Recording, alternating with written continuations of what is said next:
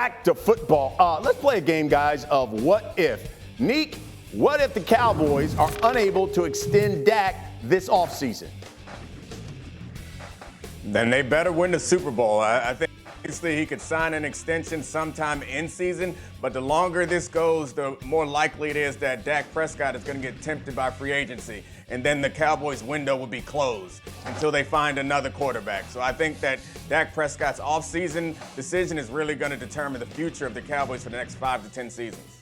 Graz, what if the Dolphins sign Odell Beckham? That'd be a lot of fun. I mean, look, he'd basically be their third receiver at this point, right? He's 31 years old. Did you know that over the last 4 years, Odell Beckham has caught a total of 127 passes? That includes postseason. So at this point in his career, this would be a great spot for him with Tyreek Hill and Jaden Waddle already on the roster, a creative offensive play caller and Mike McDaniel that could find ways to use him effectively. I think it'd be a neat place for Odell Beckham to end up. Dano, what if the Jets have two 1,000-yard receivers next season? It's hard to not put them in the AFC Championship game then. That would mean that many, if not all of them, stayed healthy, specifically on the offensive side of the football. We know that defense is going to be one of the top 5 defenses in the NFL, and if Garrett Wilson has somebody opposite him to play wide receiver that can be impactful and draw some attention, like a Mike Williams in their new acquisition, it means that their pass game flourishes. Breece Hall in the backfield.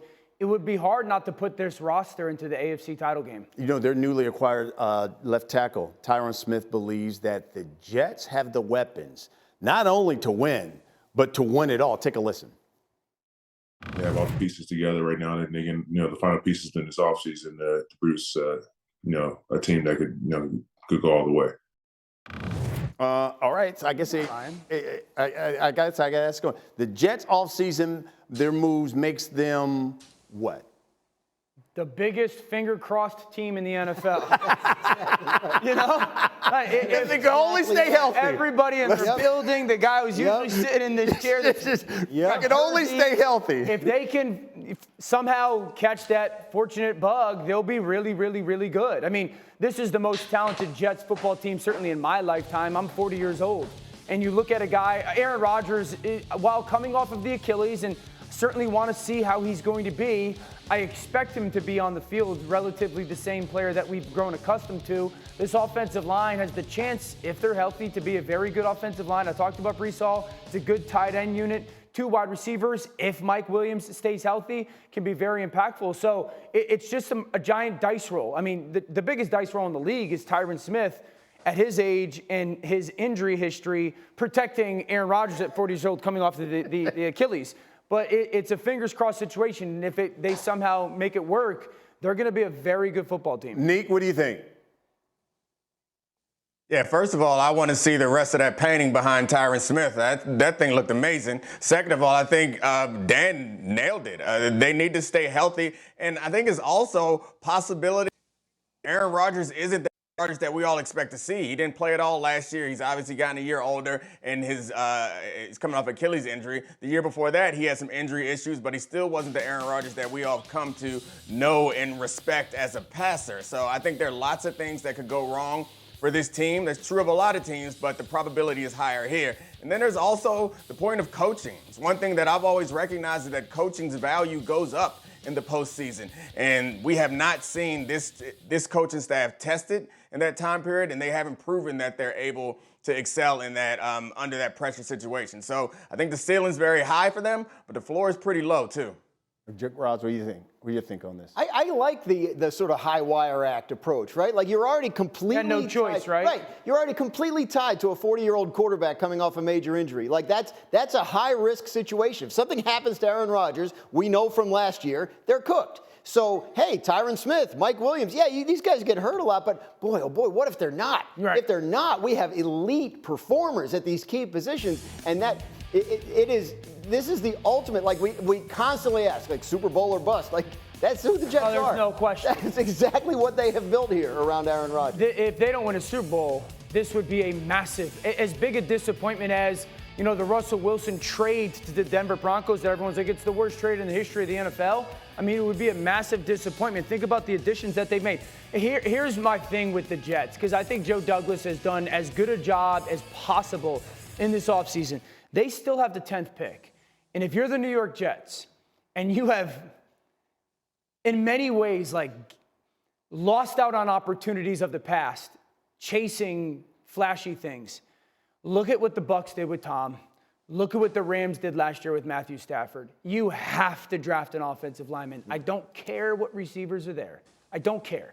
You take an offensive lineman, you invest in the protection of the quarterback because that's the only reason that you will win a Super Bowl. If they do that, and again, they catch some health, this team's got as good a chance as anybody. Okay, Mike T, give me your thoughts on this because Graz says he loves this YOLO approach that the Jets got going on here. What are your takes on the Jets this season?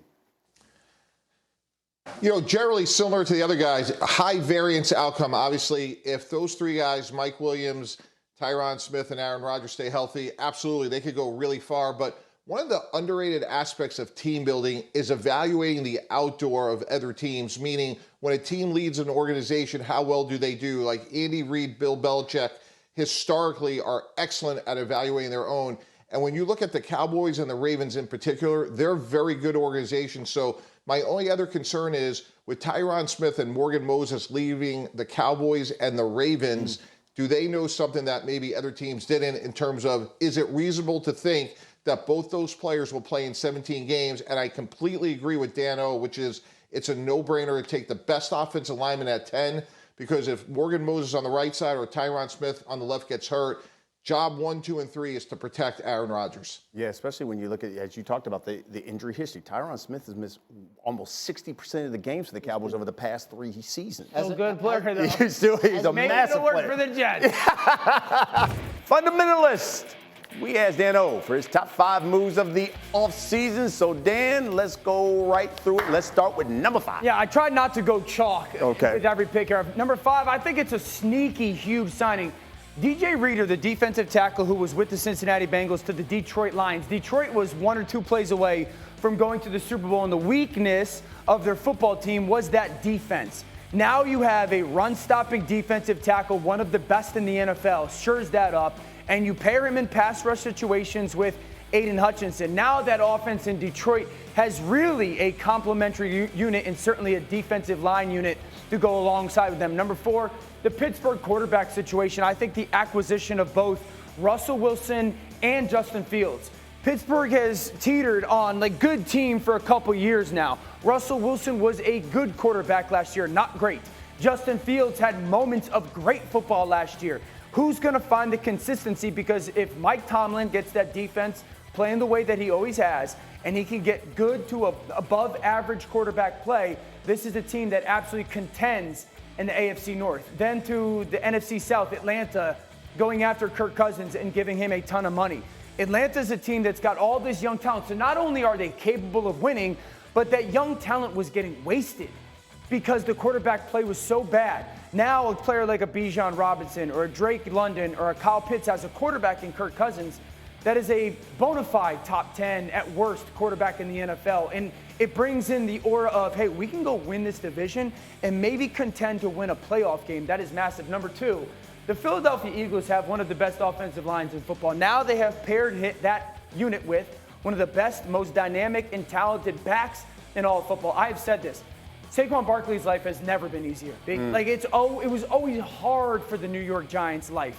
Now he goes to a place where he doesn't have to try to hit that home run all the time, but he could be a back that sometimes gets 3 or 4 and then has the capability to take it the distance all the way because the offensive line is going to be such a better unit. A.J. Brown and Devontae Smith on the outside. And then I think the team that had the best offseason is the Houston Texans. And it's not just a singular move, but all of their moves. I've said this. I believe they're trying to be that 2019 version of the Cincinnati Bengals. The trade and then addition of a Joe Mixon. They lose Jonathan Grenard, but then they go get Danielle Hunter, who had 16-plus sacks last season. This is a team that fought against Baltimore last year in the playoffs. Overwhelmed, but fought in that game. They retain a player like Dalton Schultz at that tight end. And we know and we've seen in one season, man, C.J. Stroud looks to be the next Joe Burrow type of player. I think Houston has firmly planted their flag. It's like, hey, I know it's Kansas City and I know it's Baltimore. We're here with these additions. By the way, if you're Will Anderson, you got to be loving this because Hunter's had like 10 or more sacks, I think, over the last 5 seasons. Yes. So they've got to love that. You saw the list. What did you think? I like the list. My favorite move's not on there. I think the Giants getting Brian Burns, I think, was a great. And they paid. Look, I mean, they didn't get him any kind of deal, right? They had a second-round pick and a $28 million a year contract. This is a guy, he doesn't even turn 25 till next month, and he's an edge rusher, like the DNA of the Giants whenever they've been great, right? Like, so they're now deep and good at that edge rusher position. I think that was a great move for them. Yeah, I think that was outstanding pickup. Mike T, you saw the list. What do you think? It's pretty good, but by far, to me, the best move in the NFL in this offseason is Justin Fields for a conditional third-round pick. Brian, he's 25 years old, and he's thrown 40 touchdowns. In a month, all these teams are going to take a crapshoot on quarterbacks. This is a guy, look, there's some flaws. He has to clean up his sacks. I understand that, but he has high character. He had absolutely nothing to work with. And to me, to get with Mike Tomlin and that defense, I think that is by far the best move in the NFL, and I expect him to be there a long time and to beat out Russell Wilson this year and be their starting quarterback. It's certainly the move I think everybody's been talking about. Nick, who do you think is going to be the starter there in Pittsburgh by the end of the season? Yeah, I think it's got to be Justin Fields. We've seen what Russell can do at his best. We've also seen that Russell hasn't been at his best in quite some time. I think the ceiling is really high on Justin Fields. And best case scenario is that team plays the way that it's been playing for the past several years, where they keep games close. They don't ask for a whole bunch from their quarterback. But in big moments, Justin Fields has shown that he can reach as high a level as any quarterback in this league. And that's going to be the difference maker. If they can keep these games close and don't to like be an overcoming like super talent that he was in times last year, but ask him to break out that arm and those legs from time to time, that team could be really competitive in the AFC. Nick, I agree. I just think for Brian. Justin Fields to be the guy, he's got to win the starting job. Yeah. Because if we think about the Steelers, right? One, Mike Tomlin is unbelievably loyal. Mm-hmm. And two, they're a good team. So if Russell Wilson wins that job, Russell Wilson plays in a way where he's not going to give games away. He's not going to turn the football over. So they're going to be in every football game. They're probably going to have chances to win. And so they'll keep afloat. And so it's going to have to be Justin winning that job early on to really become their starting quarterback. I mean, like, if you look at Russell Wilson, where he is now, like, this is a guy that by the end of the year, the Broncos wanted to play Jarrett Stidham instead of him. Yeah. Right? And 2 years ago, Seattle moves on. Geno Smith outplays what Russell Wilson was doing for them. He could be underwhelming. And Justin Fields in practice is going to be overwhelming. But even if he's going to look fantastic. Underwhelming, they're still going to be in a bunch of games. Yeah, and again, I go back to Mike Tomlin's loyalty. Yeah, so real quick, Mike T, go. Yeah, Dan, as you said earlier in the show, you need to have high-end athleticism to be a great quarterback in today's game. Justin Fields has also rushed, oh, by the way, for 2,000 yards and 14 rushing touchdowns. Yeah. I think Arthur Smith is going to turn him into Ryan Tannehill, which he had in Tennessee, and I think his skill set is an ideal fit for this offense. Nick, I know you're sipping on that tea. I'll give you the final word. No, I just think the ceiling is much higher for Justin Fields. Even if he doesn't dominate this offseason, I think they want to go with him because in the playoffs, there are going to be some situations where you need someone to just work magic. And we know Russell's done it in the past, but we haven't seen it. We can see Justin Fields being more likely to raise the ceiling on that team than Russell Wilson will be. It's going to be fascinating. I totally agree with Dominic. Yeah, it's going to be fascinating. It's going to be fascinating in Pittsburgh. But the good thing is they're going to get good quarterback play.